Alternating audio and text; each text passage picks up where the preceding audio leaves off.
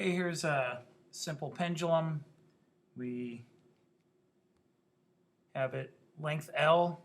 There's some mass M here on the end, and I've pulled it back some angle theta, so the arc length, the displacement x is the arc length. We can figure out the relationship between these three things because we know if we have theta in radians, definition of a radian is the ratio of the arc length to the radius. And so that would be x over L. And so x equals theta L. You should just know that. And so free body diagram, we have tension going toward the pivot point, weight going straight down, and this would be angle theta here. And I'm going to make positive x the direction tangent to the circle, it's the direction it's going. And so sum of the forces in the x equals ma. In this case, the sum of the forces is mg sine theta. It would be the component of weight in the direction it's going. So this would be the tangential acceleration, not the centripetal acceleration. And we are looking at a simple pendulum as a mass that's accelerating. We can also look at it as an object rotating. Well, we'll do that when we look at a physical pendulum and see that we can also think of simple pendulums as a physical pendulum.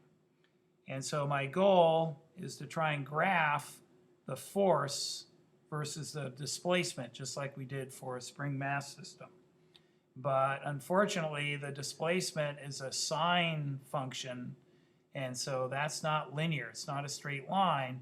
However, for small theta, sine theta equals theta in radians. And if you don't believe me, you can ask your calculator.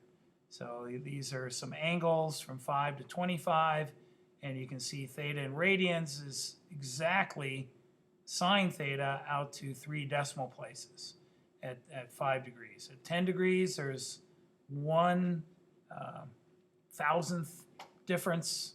At 15, now we're looking at 3 thousandths difference. Now it's getting a little bit more and a little bit more, but still really close even out to 25 degrees. So what is a small angle? Well, it depends on how much air you want to put up with. 15 or 20 is generally considered, but you can see 25 would work, and it's not even very far off, even out to 40 degrees or so. But that's kind of getting too much. And so if we do a little bit of looking at our equation, mg sine theta, well, if I have a small angle, I can replace sine theta with theta in radians, and I know theta in radians is x over L. So I rearranged that a little bit, and now I have a constant times x, and if I graph that, it is a straight line, just like for a spring.